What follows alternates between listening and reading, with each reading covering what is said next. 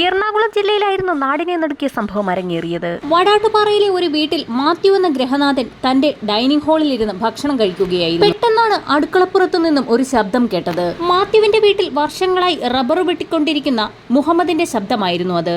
അയാൾ അടുക്കളയിൽ നിൽക്കുന്ന മാത്യുവിന്റെ ഭാര്യയോട് താൻ സിറ്റി വരെ പോവാണെന്നും മഴ വരുന്നതിനാൽ റബ്ബർ പാല് എടുത്തു വെച്ചേക്കണമെന്നും ആവശ്യപ്പെടുകയായിരുന്നു. മാത്യുവിന്റെ ഭാര്യ മേരിയുടെ കൈകളിൽ നിന്നും ഒരു ഗ്ലാസ് കാപ്പി കുടിച്ച ശേഷം മുഹമ്മദ് അവിടെ നിന്നും പോയി. ഭക്ഷണം കഴിച്ച ശേഷം ടൗണിലേക്ക് പുറപ്പെടാനിരുന്ന മാത്യുവിന്റെ അടുത്തേക്ക് വന്ന മേരി ടൗണിൽ നിന്ന് മടങ്ങി വരുമ്പോൾ ആസിഡ് കൊണ്ടുവരണമെന്ന് ആവശ്യപ്പെട്ടു. താൻ റബ്ബറിന്റെ കറയെടുക്കാൻ പോവുകയാണെന്നും പറഞ്ഞ ശേഷം അവർ അടുക്കളപ്പുറത്തു നിന്ന് റബ്ബർ തോട്ടത്തിലേക്ക് പോയി.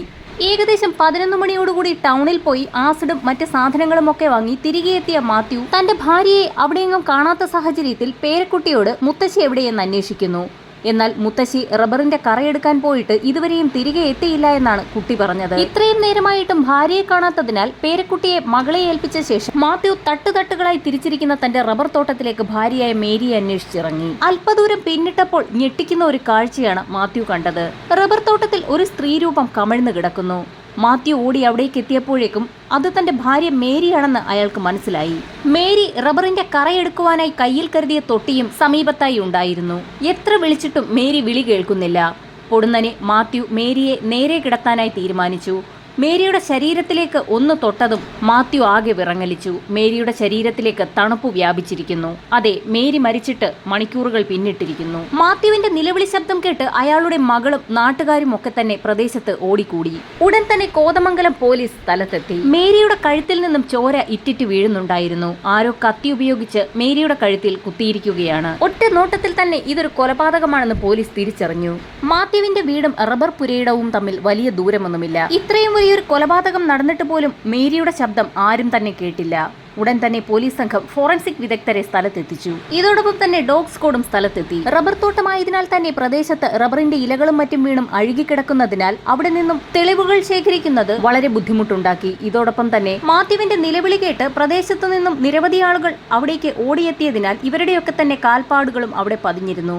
ഇത് ഫോറൻസിക് സംഘത്തിന് വളരെ വെല്ലുവിളി ഉയർത്തി. ഈ സമയത്താണ് ഫോറൻസിക് സംഘം ഡോഗ് സ്ക്വാഡിനെ രംഗത്തിറക്കിയത്. മേരിയുടെ ഡെഡ് ബോഡിയിൽ നിന്നും മണം പിടിച്ച നായ നേരെ ഓടിയെത്തിയത് മാത്യുവിന്റെ വീട്ടിലേക്ക് തന്നെയായിരുന്നു. മാത്യുവിന്റെ വീടിന്റെ അടുക്കളയിലേക്കാണ് നായ ഓടിക്കയറിയത്. അല്പനേരം അവിടെ ഇരുന്ന ശേഷം വീണ്ടും തിരികെ മേരിയുടെ ഡെഡ് ബോഡി കിടന്ന അതേ സ്ഥലത്തേക്ക് ഓടിയെത്തുകയും അവിടെ നിന്ന് ഒരു ദിശ ലക്ഷ്യം വെച്ച് നായ സഞ്ചരിക്കുകയും ചെയ്തു. റബ്ബർ തോട്ടത്തിന്റെ നടുവിലൂടെ ഒരു റോഡ് ഉണ്ടായിരുന്നു.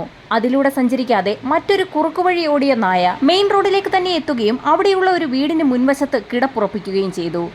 പിന്നാലെ എത്തിയ പോലീസ് സംഘവും മാത്യുവും പോലീസ് നായയുടെ കിടപ്പ് കണ്ട് അങ്ങോട്ടേക്ക് ചെന്നു. മാത്യുവിന്റെ വീട്ടിലെ റബ്ബർ വെട്ടുകാരനായ മുഹമ്മദിന്റെ വീടായിരുന്നു അത്. മുഹമ്മദിന്റെ വീടിന് മുൻപിൽ പോലീസ് നായ കിടക്കുന്നത് കണ്ട് മാത്യുവിനോ നാട്ടുകാർക്കോ പ്രത്യേകിച്ച് ഒരു അസ്വാഭാവികതയും തോന്നിയില്ല. കാരണം എല്ലാ ദിവസവും അതേ വീട്ടിൽ നിന്നാണ് മുഹമ്മദ് മാത്യുവിന്റെ വീട്ടിലേക്ക് എത്തുന്നതും അതേ അടുക്കളപ്പുറത്ത് നിന്നും കത്തിയും റബ്ബർ വെട്ടുന്നതിനായുള്ള മറ്റ് സാമഗ്രികളും എടുക്കുന്നതും റബ്ബർ വെട്ടിയ ശേഷം തിരികെ പോകുന്നതും. അന്നും പതിവ് പോലെ മുഹമ്മദ് വീട്ടിലെത്തിയതായും റബ്ബർ വെട്ടിയ ശേഷം തനിക്ക് ടൗണിലേക്ക് പോകണമെന്നും മഴ വരുന്നതിനാൽ റബ്ബർ പാല് എടുത്തു വെക്കണമെന്ന് തന്റെ ഭാര്യ മേരിയോട് പറഞ്ഞ ശേഷം അയാൾ പോയതായും മാത്യു പോലീസിന് മൊഴി നൽകി. എന്നാൽ മാത്യുവിന്റെ വീടിന്റെ പരിസരത്തുള്ള റോഡിൽ നിന്നും മുഹമ്മദ് ഒരു ഓട്ടോയിൽ കയറി മെയിൻ റോഡ് ഭാഗത്തേക്ക് പോയതായി ഒരു നാട്ടുകാരൻ പോലീസിനോട് പറഞ്ഞു. യഥാർത്ഥത്തിൽ മുഹമ്മദ് എങ്ങോട്ടേക്കാണ് പോയതെന്ന് പോലീസ് മാത്യുവിനോട് ചോദിച്ചു. അയാൾ വടാട്ടുപാറ ചന്തയിലേക്കാണ് പോയതെന്ന് മാത്യു പോലീസിനോട് പറഞ്ഞു. ഈ സമയത്ത് സിഐയും സംഘവും സ്ഥലത്തെത്തി. വിവരങ്ങളെല്ലാം മനസ്സിലാക്കിയ സർക്കിൾ ഇൻസ്പെക്ടർ മാത്യുവിനോട് മുഹമ്മദിന്റെ മൊബൈൽ നമ്പർ ആവശ്യപ്പെട്ടു. എന്നാൽ അയാൾ മൊബൈൽ ഉപയോഗിക്കാത്ത വ്യക്തിയാണെന്ന് മാത്യുവിന്റെ മറുപടി കേട്ട് പോലീസുകാർക്ക് തന്നെ അതിശയം തോന്നി. അങ്ങനെ ഒരു പോലീസ് സംഘം വടാട്ടുപാറയിലെത്തി മുഹമ്മദിനെ കണ്ടെത്താൻ തീരുമാനിച്ചു. ഫോറൻസിക് സംഘത്തിന്റെ വിശദമായ പരിശോധനയിൽ യാതൊരുവിധ തെളിവുകളും ആ റബ്ബറിൻ തോട്ടത്തിൽ നിന്ന് ലഭിച്ചില്ല. തുടർന്ന് ഇൻക്വസ്റ്റ് നടപടികളിലേക്ക് പോലീസ് കടന്നു. ഈ സമയത്താണ് ഒരു സംഘം ആളുകൾ മുഹമ്മദിനെ തേടി വടാട്ടുപാറ ടൗണിലെത്തിയത്. അവിടെയെല്ലാം മുഹമ്മദിനെ തിരഞ്ഞപ്പോൾ ഒരു കടക്കാരൻ മുഹമ്മദിനെ കണ്ടതായും അയാൾ അവിടെ ഹാർഡ്വെയർ ഒക്കെ വിൽക്കുന്ന കടയിലെത്തിയതായും വിവരം ലഭിച്ചു. അങ്ങനെ ഹാർഡ്വെയർ സാധനങ്ങൾ വിൽക്കുന്ന കടക്കാരന്റെ അടുത്തേക്ക് പോലീസ് എത്തുകയും അയാളെ ചോദ്യം ചെയ്യുകയും ചെയ്തു. മുഹമ്മദ് എന്ന വ്യക്തി ഒരു സാധനം വാങ്ങാനായി കടയിലേക്ക് എത്തിയതായും എന്നാൽ അയാൾക്ക് സാധനം ഇഷ്ടപ്പെടാത്ത സാഹചര്യത്തിൽ മുഹമ്മദ് തിരികെ പോയതായും കടക്കാരൻ പോലീസിന് മൊഴി മൊഴി നൽകി. മുഹമ്മദ് ഇവിടെ നിന്നും എങ്ങനെയാണ് തിരികെ പോയതെന്നായി പിന്നീട് പോലീസിന്റെ ചോദ്യം. ഇവിടെ നിന്ന് പണ്ടാറ സിറ്റിയിലേക്കുള്ള ബസ്സിൽ കയറിയാണ് അയാൾ പോയതെന്നും അയാളിൽ നിന്നും അറിഞ്ഞ പോലീസ് സംഘം വിവരമുടൻ തന്നെ സിഐയെ വിളിച്ചറിയിച്ചു. മാത്യുവിന്റെ വീടിന് തൊട്ടടുത്ത് താമസമുള്ള മുഹമ്മദ് അയാളുടെ വീട്ടിലേക്ക് തന്നെയാണ് ഇവിടെ നിന്നും ബസ് കയറി പോയിട്ടുള്ളതെന്ന് അങ്ങനെ പോലീസിന് വ്യക്തമായി.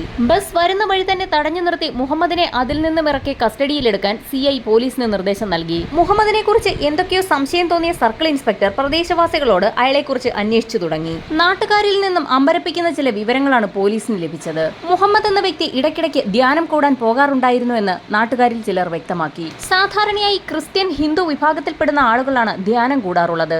മുസ്ലിം വിഭാഗത്തിൽപ്പെട്ട മുഹമ്മദ് എന്ന ഇയാൾ എന്തുകൊണ്ടായിരിക്കാം ധ്യാനത്തിന് പോകുന്നതെന്ന് പോലീസിന് സംശയം തോന്നി. ഇതോടൊപ്പം തന്നെ ഇയാൾ മൗനവ്രതം ആചരിക്കാറുണ്ടെന്നും ഇതിന്റെ ഭാഗമായി ദിവസങ്ങളോളം ആരോടും സംസാരിക്കാതെ ഇരിക്കുമെന്നും നാട്ടുകാരിൽ ചിലർ വ്യക്തമാക്കി. ആകെക്കൂടെ എന്തോ ഒരു പന്തികേട് സർക്കിൾ ഇൻസ്പെക്ടർക്ക് തോന്നി. ഈ സമയത്താണ് മറ്റൊരാൾ ഒരു കാര്യം പറഞ്ഞത്. സർ, മുഹമ്മദ് എന്ന വ്യക്തിക്ക് ഒരു ഇരട്ടപ്പേരുണ്ട്. കുളിസീൻ കാക്ക എന്നായിരുന്നു അത്. എന്തുകൊണ്ടാണ് ഇങ്ങനെയൊരു പേരെന്ന് പോലീസ് ചോദിച്ചു. സ്ത്രീകൾ കുളിമുറിയിലോ കുളത്തിലോ മറ്റോ ഒക്കെ കുളിക്കാൻ പോകുന്ന സമയത്ത് ഇയാൾക്ക് അവിടെ പോയി ആ കുളി നോക്കി നിൽക്കുന്ന ഒരു പതിവുണ്ട്. അതുകൊണ്ടാണ് ഇത്തരത്തിലൊരു പേര് നാട്ടുകാരയാൾക്കിട്ടത്. ധ്യാനത്തിലൊക്കെ ഇരിക്കുന്ന, മൗനവ്രതമാചരിക്കുന്ന വളരെ മാന്യനായ ഒരു വ്യക്തി ഇത്തരമൊരു പ്രവൃത്തിയിൽ ഏർപ്പെടുമോ എന്ന് പോലീസിന് സംശയം തോന്നി. മുഹമ്മദിനെ കുറിച്ച് താങ്കൾക്കും ഇതേ അഭിപ്രായമാണോ എന്ന് മരിച്ച മേരിയുടെ ഭർത്താവായ മാത്യുവിനോട് പോലീസ് ചോദിച്ചു. എന്നാൽ അയാൾ പറഞ്ഞതാകട്ടെ മുഹമ്മദ് വളരെ നല്ലവനായ ഒരു വ്യക്തിയാണെന്നും പലപ്പോഴും റബ്ബർ വെട്ടിയ കൂലി ചോദിച്ചു വാങ്ങാറില്ല എന്നും ഉണ്ടെങ്കിൽ തന്നാൽ മതിയെന്നുമായിരുന്നു അയാൾ പറയാറുള്ളതെന്നും പറഞ്ഞു. ഈ സമയത്താണ് സിഐയുടെ ഫോണിലേക്ക് ഒരു കോൾ എത്തിയത്. സിഐയുടെ നിർദ്ദേശപ്രകാരം മുഹമ്മദ് സഞ്ചരിച്ചുകൊണ്ടിരുന്ന ബസ് തടയുകയും അയാളെ അതിൽ നിന്ന് പുറത്തിറക്കി നിർത്തുകയും ചെയ്തതായി ആ വിളിച്ച പോലീസ് സംഘം സിഐയെ അറിയിച്ചു. ഉടൻ തന്നെ മുഹമ്മദിനെ അവിടേക്ക് എത്തിക്കാനായി സിഐ അവർക്ക് നിർദ്ദേശം നൽകി. അങ്ങനെ റബ്ബർ തോട്ടത്തിലെത്തിയ മുഹമ്മദിനെ സിഐ ചോദ്യം ചെയ്തു. മരിച്ച സ്ത്രീയെക്കുറിച്ച് വളരെ നല്ല അഭിപ്രായമാണെന്നും മേരി ചേച്ചി എല്ലാ ദിവസവും തനിക്ക് കാപ്പിയും പലഹാരങ്ങളും നൽകാറുണ്ടെന്നും വീട്ടിലേക്ക് ചില സാധനങ്ങൾ വാങ്ങുന്നതിനെ ടൗണിലേക്ക് പോകേണ്ട ആവശ്യമുള്ളതിനാൽ റബ്ബർ വെട്ടിയ കറയൊന്ന് എടുത്തു വെച്ചേക്കണമെന്ന് ചേച്ചിയോട് പറഞ്ഞ ശേഷമാണ് താൻ അവിടെ നിന്നും പോയതെന്നും അയാൾ പോലീസിനോട് വ്യക്തമാക്കി. എന്ത് സാധനം വാങ്ങാനാണ് താൻ ടൗണിലേക്ക് പോയതെന്ന് പോലീസ് ചോദിച്ചു. തന്റെ വീട്ടിലെ വാഷ് ബേസിന് ചെറിയൊരു ചോർച്ചയുണ്ട്. അത് ശരിയാക്കുന്നതുമായി ബന്ധപ്പെട്ടുള്ള സാധനം വാങ്ങാനാണ് കടയിലേക്ക് പോയതെന്നും എന്നാൽ അവിടെ നിന്നും സാധനം ഇഷ്ടപ്പെടാത്ത സാഹചര്യത്തിൽ തിരികെ പോന്നെന്നും അയാൾ വ്യക്തമാക്കി. ഉടൻ തന്നെ സിഐ മുഹമ്മദിനെ ഒന്ന് മാറ്റി നിർത്തി സംസാരിക്കാൻ തുടങ്ങി. സിഐ ചോദിച്ചതാകട്ടെ ഒരൊറ്റ ചോദ്യവും. മുഹമ്മദേ, നീ എത്ര കുത്താണ് മേരിയുടെ കഴുത്തിൽ കുത്തിയത്? ഇത് കേട്ട ഉടൻ തന്നെ മുഹമ്മദ് ഞെട്ടി വിറയ്ക്കാൻ തുടങ്ങി. അത് സിഐയുടെ ശ്രദ്ധയിൽപ്പെട്ടു. മുഹമ്മദ്, ഇനി ഒന്നും ഒളിക്കണ്ട എന്നും നീ തന്നെയാണ് മേരിയെ കൊലപ്പെടുത്തിയതെന്ന് ഞങ്ങൾക്ക് അന്വേഷണത്തിൽ നിന്നും വ്യക്തമായെന്നും അദ്ദേഹം മുഹമ്മദിനോട് പറഞ്ഞു. ഇത് കേട്ട ഉടൻ തന്നെ മുഹമ്മദ് പറഞ്ഞു തുടങ്ങി. സർ, ടൗണിൽ പോകണമെന്നും അതുകൊണ്ട് തന്നെ റബ്ബറിന്റെ കറ എടുത്തു വെച്ചേക്കണമെന്നും ചേച്ചിയോട് പറഞ്ഞിട്ടായിരുന്നു ഞാൻ എന്റെ വീട്ടിലേക്ക് പോയത്. എന്നാൽ വീട്ടിലെത്തിയ ഞാൻ വീണ്ടും തിരികെ റബ്ബർ തോട്ടത്തിലേക്ക് വന്നപ്പോൾ മേരി ചേച്ചി കറ എടുക്കുന്നതാണ് കണ്ടത്. ഞാൻ അവിടെ വന്ന് നിൽക്കുന്നത് മേരി ചേച്ചി കണ്ടു. ഞാൻ വെറുതെ കള്ളം പറഞ്ഞതായിരിക്കുമെന്ന് കരുതി നീ എന്നെ പറ്റിച്ചതായിരുന്നോ എന്ന് മേരി ചേച്ചി ചോദിച്ചു. ഉടൻ തന്നെ എനിക്ക് എന്തോ തോന്നി. ഞാൻ കയ്യിലുണ്ടായിരുന്ന കത്തിയെടുത്ത് മേരി ചേച്ചിയുടെ കഴുത്തിൽ 2 തവണ ആഞ്ഞു കുത്തി. വളരെ കൂളായിട്ടാണ് മുഹമ്മദ് ഇത്രയും പറഞ്ഞു നിർത്തിയത്. മുഹമ്മദ് രണ്ടാമത്തെ കുത്തിനാണ് മേരിയെ കൊലപ്പെടുത്തിയതെന്ന് സിഐ SIയെ അറിയിച്ചു. ഉടൻ തന്നെ SIയും സംഘവും ജീപ്പിലെത്തി വിലങ്ങുമായി മുഹമ്മദിന്റെ അടുത്തേക്കെത്തി. ഇൻക്വസ്റ്റ് നടപടികൾ പുരോഗമിക്കുന്ന സാഹചര്യത്തിൽ നാട്ടുകാരുടെ ശ്രദ്ധ മുഴുവൻ അവിടെയായിരുന്നു. ഒരിക്കലും മുഹമ്മദിനെ അവരാരും സംശയിച്ചിരുന്നില്ല. കേസിന്റെ ഭാഗമായി വെറുതെ പോലീസ് ചോദ്യം ചെയ്യുകയാണെന്നാണ് നാട്ടുകാർ കരുതിയിരുന്നത്. എന്നാൽ മുഹമ്മദിന്റെ കയ്യിലേക്ക് വിലങ്ങണിയിക്കുന്നത് കണ്ട നാട്ടുകാർ ഒന്നടങ്കം ഞെട്ടിപ്പോയി. ഈ കുളിസീൻ കാക്കയാണോ മേരി ചേച്ചിയെ കൊലപ്പെടുത്തിയതെന്ന് നാട്ടുകാരിൽ പലരും ചോദിച്ചു. എന്നാൽ അവരുടെ ചോദ്യങ്ങൾക്കൊന്നും മറുപടി പറയാതെ പോലീസ് സംഘം മുഹമ്മദിനെ കൂട്ടി മേരിയുടെ മൃതദേഹം കിടക്കുന്ന ഭാഗത്തേക്ക് എത്തിക്കുകയും എന്താണ് സംഭവിച്ചതെന്ന് വിവരിക്കാൻ പറയുകയും ചെയ്തു. പോലീസിനോട് പറഞ്ഞ അതേ കഥ തന്നെ മുഹമ്മദ് അവിടെ വെച്ച് വീണ്ടും പറഞ്ഞു. ഒരു പ്രകോപനവും കൂടാതെ വെറുതെ സംസാരിച്ചു കൊണ്ടിരിക്കുന്നതിനിടയിൽ ഒരാളെ ഇത്തരത്തിൽ കുത്തി കൊലപ്പെടുത്താനാകുമോ എന്നായിരുന്നു പോലീസിന്റെ സംശയം. അയാൾ പറഞ്ഞ കഥ കേട്ട് നാട്ടുകാർ അമ്പരന്ന് നിന്നുപോയി. എങ്ങനെയാണ് മേരിയെ കുത്തി കൊലപ്പെടുത്തിയതെന്നും ആ സമയത്തെ അവരുടെ പൊസിഷൻ എന്തായിരുന്നു എന്നും നാട്ടുകാർക്ക് പോലീസിനും കേൾക്കത്തക്ക വിധത്തിൽ മുഹമ്മദ് പറഞ്ഞു തുടങ്ങി. കാര്യങ്ങളൊക്കെ കേട്ടുകഴിഞ്ഞ ശേഷം അമ്പരന്ന് നിൽക്കുന്ന നാട്ടുകാരുടെ ഇടയിലേക്ക് മുഹമ്മദിനെയും കൊണ്ട് പോലീസുകാർ മുഹമ്മദിന്റെ വീട്ടിലേക്ക് നടന്നു. വീട്ടിലെത്തി വീട് തുറന്ന പോലീസ് സംഘം ആദ്യം കാണുന്നത് വീടിന്റെ ഉള്ളിൽ ഒരു മേശപ്പുറത്തിരിക്കുന്ന രക്തം പുരണ്ട കത്തിയും തൊട്ടടുത്ത് തന്നെ രക്തം പുരണ്ട ഒരു ഷർട്ടുമാണ്. കൃത്യം നടത്തിയ ശേഷം ഷർട്ട് അവിടെ അഴിച്ചുവെച്ച് കത്തിയും തൊട്ടടുത്ത് തന്നെ വെച്ചതിന് ശേഷമായിരുന്നു മുഹമ്മദ് ടൗണിലേക്ക് പുറപ്പെട്ടത്. ഇതോടുകൂടി പോലീസുകാർക്ക് ഒരു കാര്യം വ്യക്തമായി. രക്തം പുരണ്ട സാധനങ്ങൾ നശിപ്പിച്ചു കളയുന്നതിനുള്ള എന്തോ സാധനം വാങ്ങാൻ തന്നെയാവും മുഹമ്മദ് ടൗണിലേക്ക് പോയതെന്ന്. മുഹമ്മദിന്റെ വീട് വിശദമായി പരിശോധിക്കുന്നതിനിടയിലാണ് ആ കാഴ്ച കണ്ട് സിഐ നടുങ്ങിപ്പോയത്.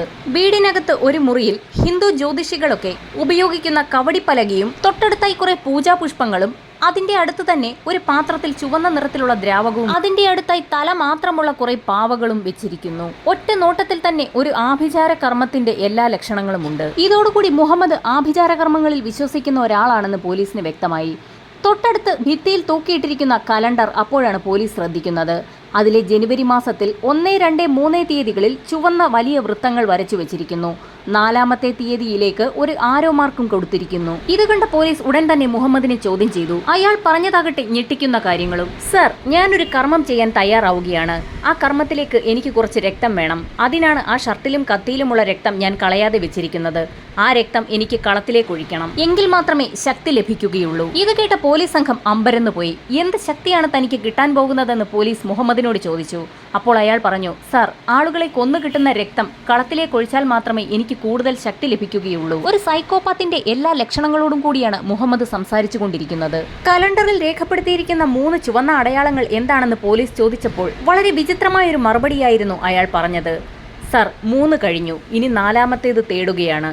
അതെ, ഇതിൽ നിന്നും 3 കൊലപാതകം മുഹമ്മദ് നടത്തിയതായി പോലീസിന് വ്യക്തമായി. 3-ാമത്തേതായിരുന്നു മേരിയുടേത്. 4-ാമതായി അയാൾ ഒരു ഇരയെ തേടുകയാണ്. എന്നാൽ ഇതിനു മുൻപ് മുഹമ്മദ് നടത്തിയ 2 കൊലപാതകങ്ങൾ ഏതൊക്കെയാണെന്ന് എത്ര കിണഞ്ഞ് പരിശ്രമിച്ച് ചോദ്യം ചെയ്തിട്ടും പോലീസിന് വ്യക്തമായില്ല. ഇതിലേക്ക് തെളിയിക്കുന്ന യാതൊരു വഴികളും മുഹമ്മദ് പോലീസിന് മുന്നിൽ തുറന്നില്ല. അങ്ങനെ മുഹമ്മദിനെ പോലീസ് റിമാൻഡ് ചെയ്തു. നേരത്തെ നടത്തിയിട്ടുള്ള 2 കൊലപാതകങ്ങളെക്കുറിച്ചും എത്ര ശ്രമിച്ചിട്ടും പോലീസിന് യാതൊരു വിവരവും ലഭിക്കാത്ത സാഹചര്യത്തിൽ സമാന രീതിയിൽ എവിടെയെങ്കിലും ഇതേ രീതിയിലുള്ള കൊലപാതകങ്ങൾ നടന്നിട്ടുണ്ടോ എന്ന് പോലീസ് അന്വേഷണം ആരംഭിച്ചു. ആദ്യഘട്ടത്തിൽ മുഹമ്മദിനെ കുറിച്ച് കൂടുതൽ അന്വേഷിക്കാൻ പോലീസ് തീരുമാനിച്ചു. അങ്ങനെ അയാളുടെ വീട് മലപ്പുറത്താണെന്ന് കണ്ടെത്തി. ചെറുപ്പം മുതലേ ഹിന്ദുമത ആചാരങ്ങളോടും വിശ്വാസങ്ങളോടും ക്ഷേത്രങ്ങളോടും വളരെ താല്പര്യമുള്ള ഒരാളായിരുന്നു മുഹമ്മദ് എന്ന് നാട്ടുകാരിൽ ചിലർ വ്യക്തമാക്കി. മുഹമ്മദിനെ കുറിച്ച് കൂടുതൽ അന്വേഷിക്കുന്നതിനിടയിലാണ് പോലീസിന് ഒരു വിവരം ലഭിച്ചത്. ഏതാനും 3 വർഷങ്ങൾക്ക് മുൻപ് ദുരൂഹ സാഹചര്യത്തിൽ മരണപ്പെട്ട ഒരു സ്ത്രീയുടെ വിവരമായിരുന്നു അത്. കോതമംഗലത്ത് മധുരപ്പള്ളിയിൽ ഷാജിയുടെ ഭാര്യ ഷോജി കഴുത്തറുത്ത് കൊല്ലപ്പെട്ട നിലയിൽ കണ്ടെത്തിയിരുന്നു. ആ കൊലപാതകവുമായി മുഹമ്മദിന് എന്തെങ്കിലും ബന്ധമുണ്ടോ എന്നുള്ള കാര്യമാണ് പോലീസ് അന്വേഷിക്കുന്നത്. എന്നാൽ ആ കൊലപാതകം മുഹമ്മദ് നിഷേധിച്ചു. മുഹമ്മദിനെ കുറിച്ച് കൂടുതൽ മനസ്സിലാക്കിയ പോലീസിന് ഒരു കാര്യം വ്യക്തമായി. അയാൾ നടത്തിക്കൊണ്ടിരിക്കുന്നത് നരബലിയാണ്. 4 സ്ത്രീകളെ കൊലപ്പെടുത്തിയാൽ അയാൾക്ക് കൂടുതൽ ശക്തി ലഭിക്കുമെന്നാണ് അയാളുടെ വിശ്വാസം. 4 സ്ത്രീകളെ കൊന്ന് അമരത്വം നേടുക എന്നുള്ളതാണ് അയാളുടെ ലക്ഷ്യം. അതിനായി 3 സ്ത്രീകളെ കൊലപ്പെടുത്തുകയും 4-ാമത്തെ സ്ത്രീക്കായി തിരച്ചിൽ നടത്തുകയുമായിരുന്നു. 3-ാമത്തെ സ്ത്രീയായ മേരി കൊല്ലപ്പെട്ട ദിവസം തന്നെ അയാൾ പിടിക്കപ്പെടുകയായിരുന്നു. നേരത്തെ മുഹമ്മദ് നടത്തിയെന്ന് പോലീസ് കരുതുന്ന 2 കൊലപാതകങ്ങളിലും പ്രത്യേകിച്ച് തെളിവുകളൊന്നും തന്നെ കോടതിയിൽ ഹാജരാക്കാൻ പോലീസിന് കഴിഞ്ഞിരുന്നില്ല. എന്നാൽ മേരിയെ കൊന്ന കുറ്റത്തിന് എല്ലാ തെളിവുകളും മുഹമ്മദിനെതിരായിരുന്നു. മുഹമ്മദിന്റെ ഷർട്ടിൽ നിന്ന് ലഭിച്ച രക്തം മേരിയുടെ രക്തവുമായി മാച്ച് ചെയ്യുന്നതായി ഫോറൻസിക് സംഘം വ്യക്തമാക്കി. എന്നാൽ നേരത്തെ മുഹമ്മദ് നടത്തിയ 2 കൊലപാതകങ്ങളിലുമുള്ള അന്വേഷണമാണ് ഇപ്പോഴും പോലീസ് തുടരുന്നത്.